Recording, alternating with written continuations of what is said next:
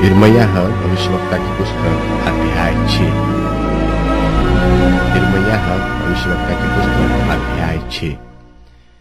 हे बिन्यामीनियों, यरूशलेम में से अपना अपना सामान लेकर भागो और तकुआ में नरसिंगा फूको और बेतकेरेम पर झंडा ऊंचा करो, क्योंकि उत्तर की दिशा से आने वाली विपत्ति और बड़ी आपदा आने वाली है। सुंदर और सुकुमार सियोन को मैं नाश करने पर हूं। चरवाहे अपनी अपनी भेड़ बकरियां संग लिए हुए उस पर चढ़कर उसके चारों ओर अपने तंबू खड़े करेंगे और अपने अपने पास की घास चरा लेंगे। आओ, उसके विरुद्ध युद्ध की तैयारी करो। उठो, हम दोपहर को चढ़ाई करें।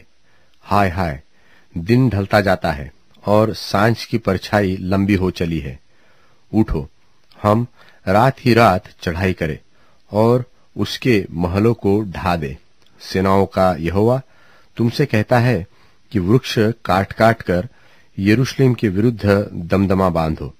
यह वही नगर है जो दंड के योग्य है। इसमें अंधेर ही अंधेर भरा हुआ है। जैसा कुएं में से नित्य नया जल निकला करता है, वैसा ही इस नगर में से नित्य नई बुराई निकलती है। इसमें उत्पात और उपद्रव का कोलाहल मचा करता है। चोट और मारपीट मेरे देखने में निरंतर आती है। हे यरूशलेम, ताड़ना से मान ले, नहीं तो तू मेरे मन से उतर जाएगी और मैं तुझको उजाड़ कर निर्जन कर डालूंगा। सेनाओं का यहोवा यो कहता है कि दाखलता की नाई इस्राएल के बचे हुए सब ढूंढकर तोड़े जाएंगे। दाख के तोड़ने वाले की नाई उस लता की डालियों पर फिर अपना हाथ लगा। मैं किससे बोलूं और किसको चिताकर कहूं कि वह माने? देख, ये ऊंचा सुनता है और ध्यान भी नहीं दे सकते। देख, वे यहोवा के वचन की निंदा करते और उसको नहीं चाहते। इस कारण यहोवा का प्रकोप मेरे मन में भर दिया गया है और मैं उसे रोकते रोकते उकता गया। बाजारों में बच्चों पर और जवानों की सभा में उसे उंडेल दे, क्योंकि पति अपनी पत्नी के साथ और अधेड़ बूढ़े के साथ पकड़ा जाएगा। और यहोवा की यह वाणी है कि उन लोगों के घर और खेत और स्त्रियां और सब औरों के हो जाएंगे, क्योंकि मैं इस देश के रहने वालों पर अपना हाथ बढ़ाऊंगा, क्योंकि छोटे से लेकर बड़े तक सब के सब लालची है। और क्या भविष्यवक्ता, क्या याजक, सब के सब छल से काम करते हैं। और वे शांति है, शांति ऐसा कहकर मेरी प्रजा के घाव को ऊपर ही ऊपर चंगा करते हैं, परंतु शांति कुछ भी नहीं।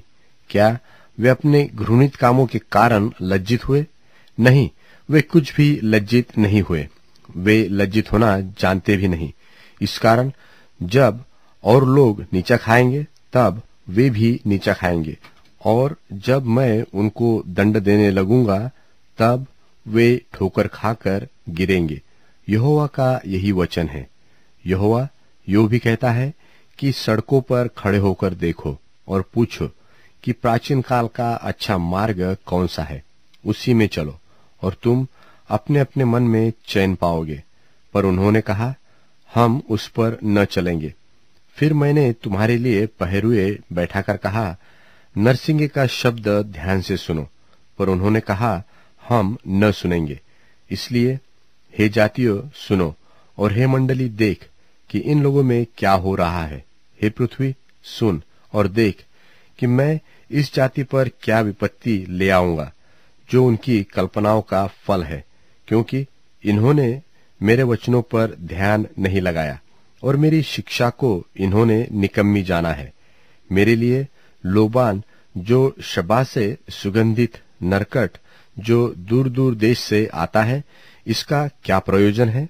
तुम्हारे होम बलियों से मैं प्रसन्न नहीं होता और न तुम्हारे मेल बलि मुझे मीठे लगते हैं।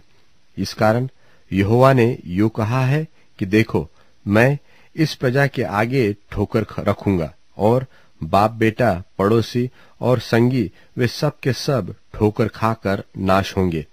यहोवा यो कहता है कि देखो, उत्तर से वरन पृथ्वी की छोर से एक बड़ी जाति के लोग इस देश के विरोध में उभारे जाएंगे। वे धनुष और बर्छी धारण किए हुए आएंगे। वे क्रूर और निर्दय है, और जब वे बोलते हैं तब मानो समुद्र गरजता है। वे घोड़ों पर चढ़े हुए आएंगे। हे सियोन, वे वीर की नाई शस्त्रधारी होकर तुझ पर चढ़ाई करेंगे। इसका समाचार सुनते ही हमारे हाथ ढीले पड़ गए हैं। हम संकट में पड़े हैं।